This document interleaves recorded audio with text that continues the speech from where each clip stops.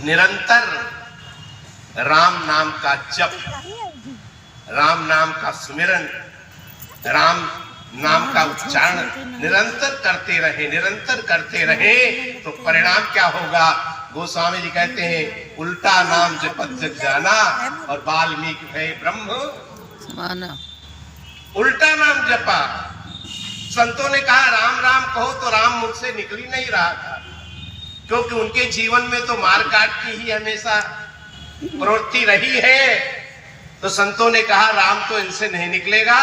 तो संतों ने युक्ति बता दी, और महापुरुष कहते हैं जहां युक्ति होती वहीं मुक्ति होती है। अगर आप युक्ति से काम लोगे तो मुक्ति हो जाएगी, और अगर युक्ति से काम नहीं लोगे तो जीवन व्यर्थ चला जाएगा। एक एक श्वास तेजी से भाग रही है, समय किसी की प्रतीक्षा नहीं करता।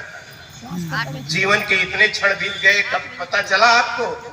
बचपन चला गया, तरुणाई चली गई, और ये जो अवस्था हमारी आपकी भी रुकने वाली नहीं, भी तेजी से भाग रही है। समय प्रतीक्षा नहीं करता, और गया हुआ समय कभी लौटता नहीं। आप कितने प्रयास कर लो, चाहो बचपन फिर आ जाए, आएगा लौट कर बचपन? लौटने वाला नहीं है। इसलिए हम आपको सावधान होना है। जीवन का लक्ष्य क्या है? गीता में भगवान ने सावधान किया, अंत काले च मामेव स्मरण मुक्त्वा कलेवरम यह प्रयात समद्भावम याति नात्रत संशया। अंतिम क्षणों में जो मेरे नाम का उच्चारण करते हुए शरीर का परित्याग करता है तो मुझे प्राप्त होता है। इसमें कोई संदेह है क्या? और आप अभी सुन रहे थे ना आचार्य जी से हमारे, आप सुन रहे थे महाराज दशरथ ने क्या कहा अंतिम में? राम राम कही राम कही, राम राम कही राम। किसका नाम ले रहे थे? तनु परिहरि रघुबर विरह। किसके विरह में तन का परित्याग किया? कोठी का विरह नहीं था, परिवार का विरह नहीं था, धन संपत्ति और अधिकार का विरह नहीं था, अपनों का विरह नहीं था। विरह किसका था? रघुबर विरह। और राव गए। हम आप शरीर का परित्याग करेंगे तो किसका विरह होगा?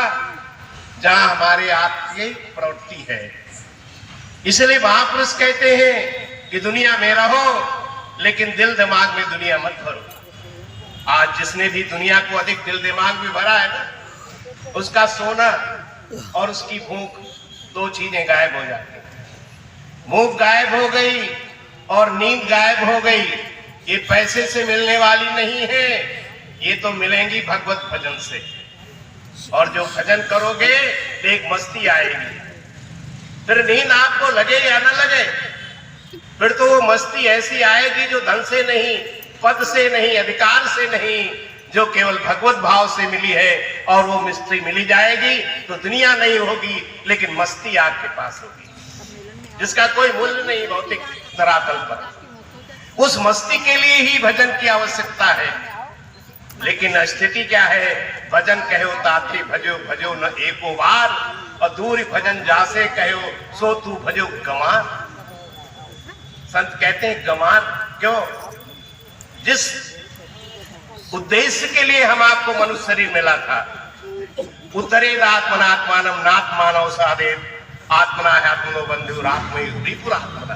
गीता गायक भगवान सावधान करते हैं। ये मनुष्य शरीर मिला है आत्मोद्धार के लिए, ये मनुष्य शरीर मिला है आत्म कल्याण के लिए।